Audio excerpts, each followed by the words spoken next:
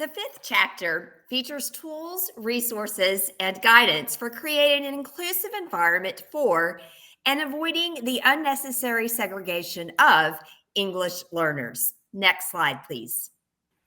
Chapter 5 includes guidance, tools, and resources intended to help educators take steps to create positive school climates that welcome diversity and that prevent and address inappropriate behaviors, such as bullying and harassment. In addition to the information covered in Chapter 5 of the English Learner Toolkit, OELA developed and published a variety of resources on this topic.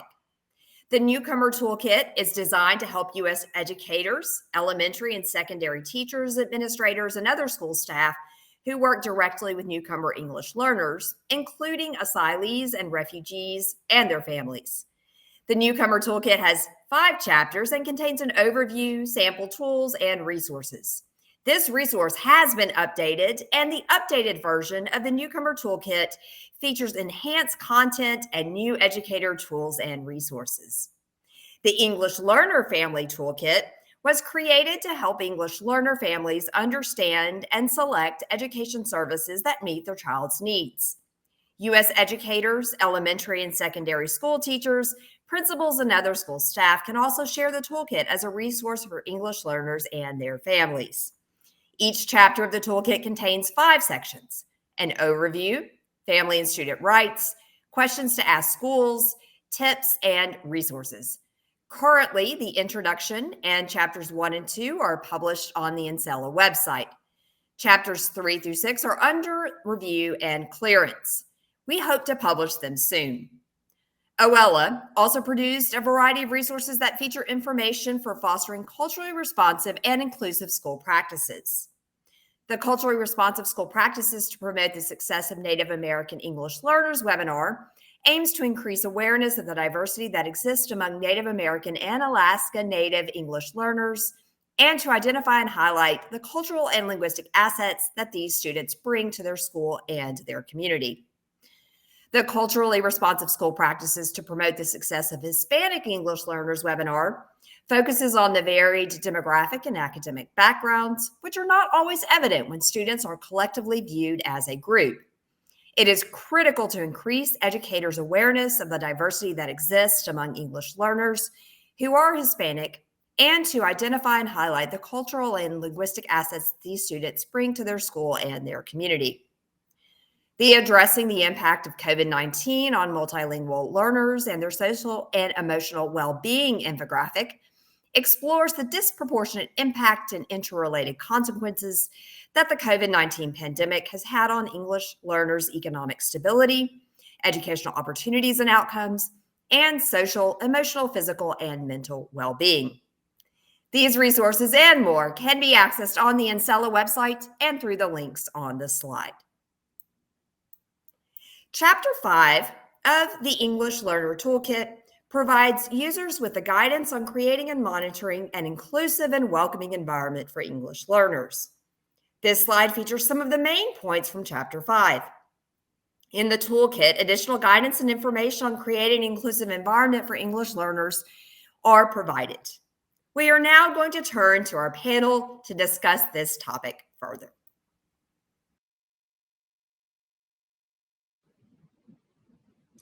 Hello, my name is Jessica Swan, and I am an Education Program Specialist in the Office of English Language Acquisition. I am delighted to be joined today by Dr. Ester de Jong from the University of Colorado, Denver, and Dr. Patricia Doran from Towson.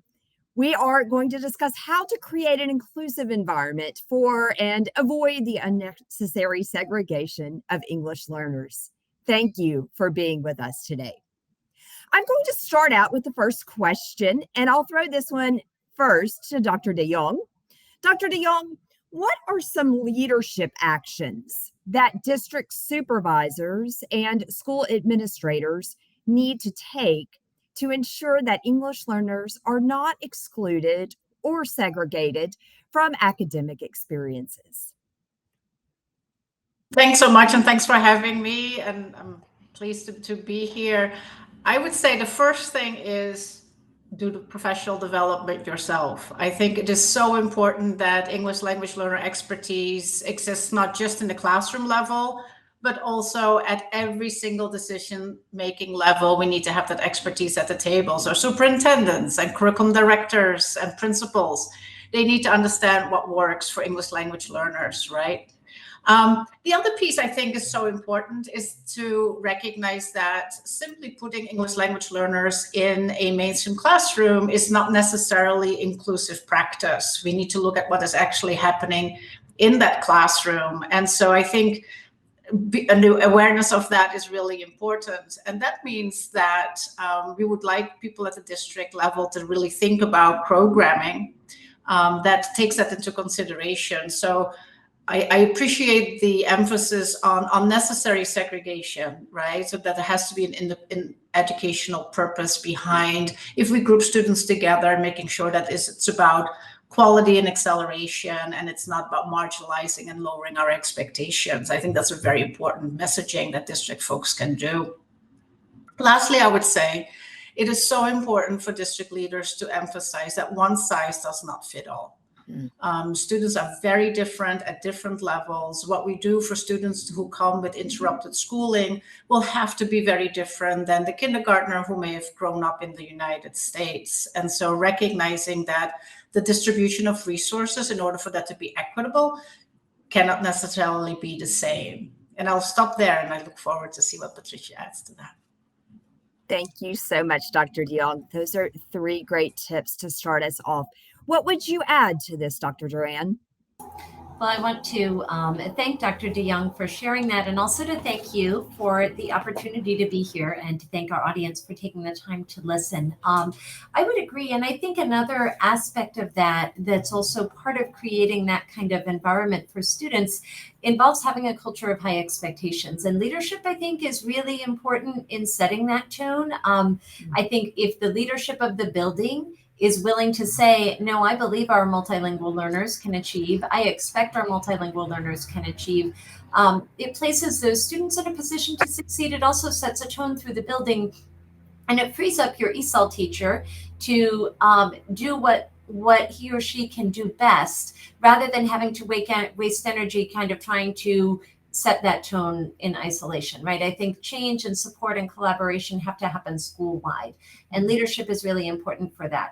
The other thing that I think is part of that is also the willingness to have sort of, I don't even want to say hard conversations, but uncomfortable conversations, to ask your staff to go out of their comfort zone. And I think Esther's first point about being willing to engage in professional learning as part of that is a really critical part, because you have to be willing to lead by example, right? You have to be willing to lead by saying, I don't know as much about language acquisition. I don't know about, trauma-informed practice for multilingual learners. I don't know as much about this particular community and what their needs might be. You have to be willing to, first of all, do the work of learning that yourself, and then it's much more meaningful and authentic when you set that expectation for a school community. Those are 2 excellent points, Dr. Doran, and I love what you've mentioned about the entire school-wide climate around how we treat our students. And certainly in the Office of English Language Acquisition, the Office for Civil Rights, we definitely believe in the reality that all students can be successful. But let's look at what Dr. Jong, in connection to the whole school environment, mentioned about examining what is happening in the classroom and what is happening school-wide. What are the characteristics, would you say, Dr. Jong, to kick us off, of an inclusive learning environment for English learners? That's such a great question. And I wish there was like a checklist that we could just kind of say, let's just go down the checklist, and it's so much more complicated, right? But I would say it starts with, and I appreciate Patricia talking about it, with the notion that when you walk in, you know that this is a whole school approach and ownership of all learners. And it's not the ESL teacher or ELD teacher or the bilingual program teachers. They're responsible for the education of English language learners. I would also say that it has a lot to do with the partnership, and I really talk here about partnerships that are being built with families and communities and the school environment. You want to see evidence of that. We can't do it alone, right? needs to work together. And then in the classroom, I would say I think of it as kind of like three principles that I always keep in the back of my mind in terms of an inclusive classroom. And one is that there's evidence that teachers are affirming students' identities for who they are. If we want students to engage in learning, we need to accept them, right? And respect them for who they are. That means their linguistic repertoires, their cultural experiences, as well as their families. For me, it also means that we think about the role of languages other than English in the classroom. Even if you don't have a dual language education program, which is one wonderful way of recognizing our students' home languages, even in an English-only environment or more of an ESL environment, that native language or the home language is still part of our bilingual learners' learning. And so you want to think about how can we support bilingualism and multilingualism, even if it's an English medium program. And I think that's so important. And then the third thing I would say at the classroom level is the building of intergroup relations. You know, when we have particularly like a brand newcomer coming into the school and into the classroom, how do you make sure that that student feels at home and feels a sense of belonging in the classroom? And how can you help as a teacher facilitate building relationships that are positive among all of your students? So that's kind of how I think about it. Those are three excellent characteristics, Dr. DeYoung. What would you add, Dr. Doran? So I would really like to build off that piece, first of all, of building relationships with students. I think that's such a meaningful piece. And we often say it to teacher candidates and teachers, but it's another thing when you're in a classroom where you see that happening, it's really powerful and transformative. I think that's particularly important when we're thinking about students who may be identified with a disability, as well as students who may not, because I think those are families who are encountering the educational system in a way that's often perceived to throw up barriers, right? If you want to overwhelm any parent, throw them into an IEP meeting with no prep, right? And certainly when you're adding language and culture and all of these other pieces on top of it, that's the case. So I think those relationships are really helpful as well. And I think I would concur, Esther, with everything you said as well. I would also say, I think, I go back a lot to the importance of universal design, right? I think an inclusive classroom for language learners is universally designed. That means, as Dr. DeYoung said, we're not looking at how I teach fifth grade English or math or English language. We're looking at what does this student need to be successful in fifth grade math, right? And so that may include very specialized supports for this student or that student.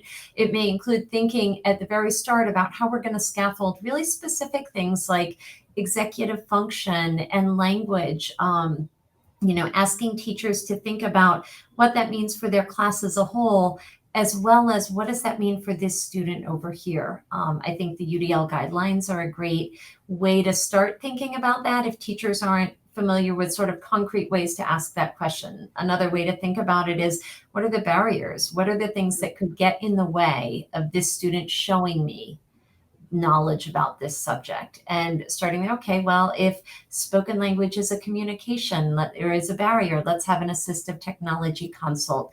If language proficiency is creating communication challenges, what supports can we put into that classroom? That might include native language support, might include, translation technology.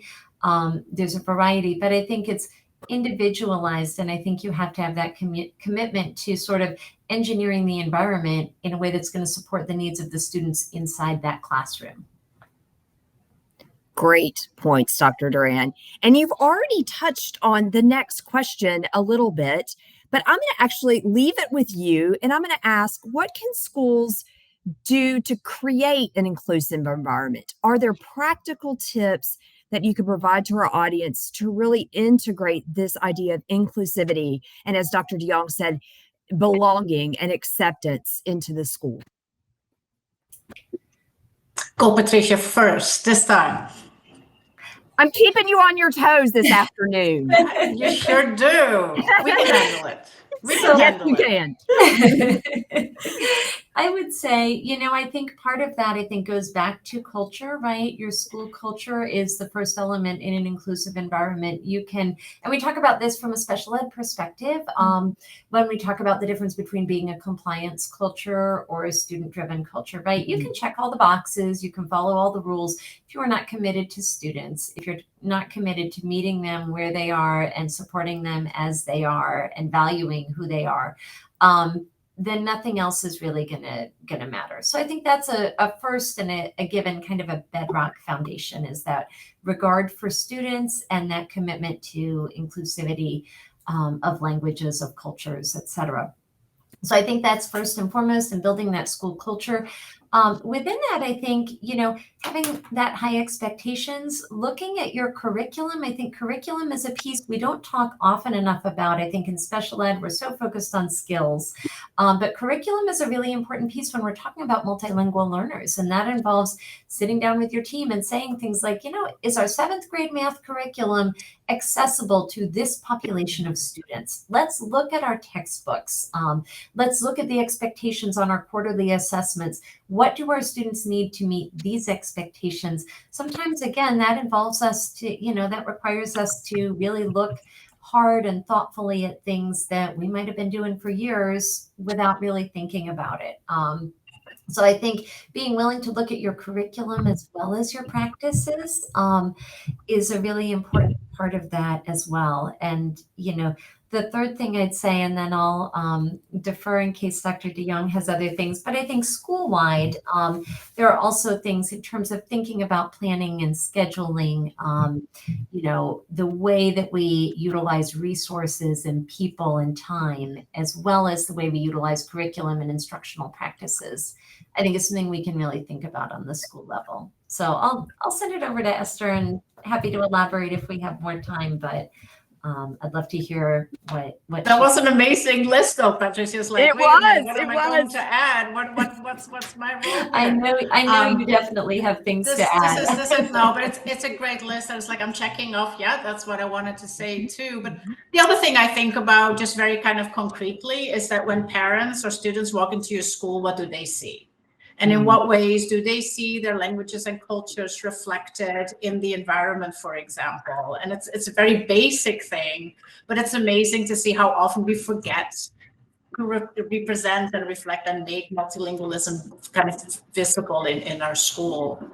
The other thing I might add maybe is being willing to say that typically the materials that we get in education are not always designed with bilingual learners in mind, and being able to advocate for, hey, if we need to use this particular curriculum, give us the space to see what works and what does not work for bilingual learners, and make adjustments and change things sometimes pretty drastically in order to make it more appropriate for bilingual learners in the system, because most of the materials that we get are designed for monolingual learners. And so being a school with multilingual learners in mind and doing kind of that UDL planning that Patricia just talked about requires us to recognize that doing the same thing is not necessarily always the more equitable thing for if you start thinking about being inclusive of multilingual learners.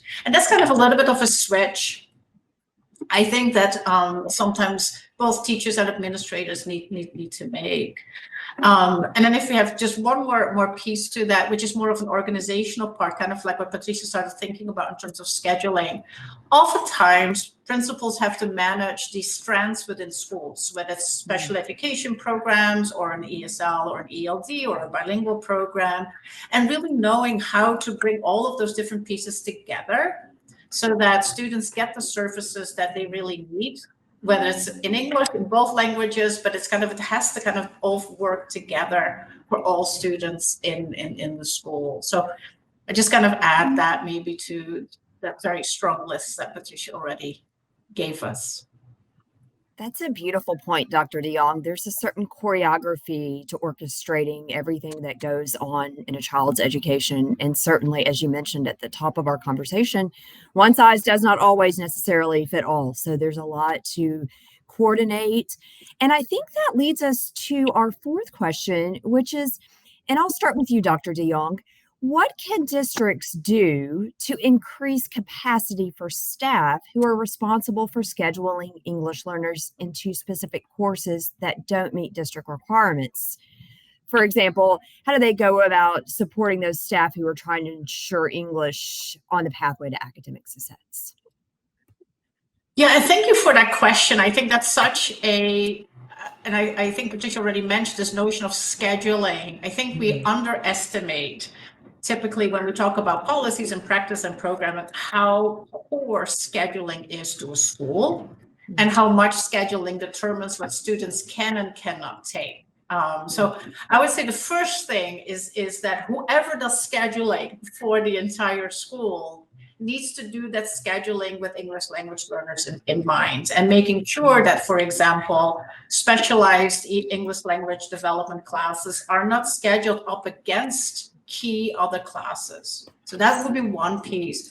The other thing that is, I was in a conversation the other day, and this person said, one of the patterns that we see is that students are not slotted into core academic areas. And I'm like, how is it possible that we have programs where English language learners are not placed in like math?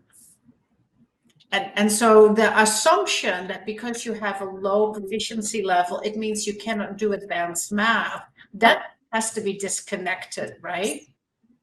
Very important. It's not always easy to do because of the way that the schedule works. So I would say that becomes a really important part. The other place I would say to really invest is in your counselors. Particularly at the secondary level, counselors are very important people. They're often gatekeepers to make sure that there are plenty of highly qualified bilingual counselors, right? Bilingual counselors can work with everybody. And there's typically, sometimes kind of says, if you're monolingual, you can work with many students, but you may not be able to work as effectively with bilingual students. If you're bilingual, you can do the entire school. So I think we need to invest in that, but that needs to come with, I think Patricia said that earlier, it has to come with high expectations. I think too often we still hear stories from students who basically are counseled out of a college track because of their language proficiency. And the other piece is true too. Even if you don't want to be college bound, you want to be prepared and well prepared to enter the workforce. That too requires access to key courses and skills and competencies. So to make sure that that whole package again gets done. And that may be investing in professional development and certified counselors. Patricia, you're up.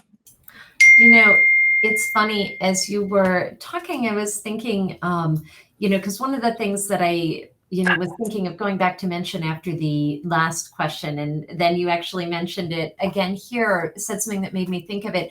I think this also raises the importance of assessment, right? And thinking about how we, again, what you just said, Esther, about how we make decisions about multilingual learners and where we put them and what classes we put them in and what tracks they're on, I think is really tied into assessment and our conceptions of how we measure student progress and how we allow for language development as part of that. Are we giving students assessments that are responsive to where they are linguistically? Are we making decisions where we're categorizing students' academic ability or cognitive ability on the basis of what they can show versus, in terms of their language proficiency? So I think part of that is also, having a framework to have thoughtful conversations about assessment. Practically speaking, I think that means involving your ESOL teacher in a lot of our conversations about who we think is below grade level and what that means on a school level, who we think should be in accelerated classes, and what the indicators are that we look for to place students in accelerated classes, as well as thinking about sort of our English language development classes.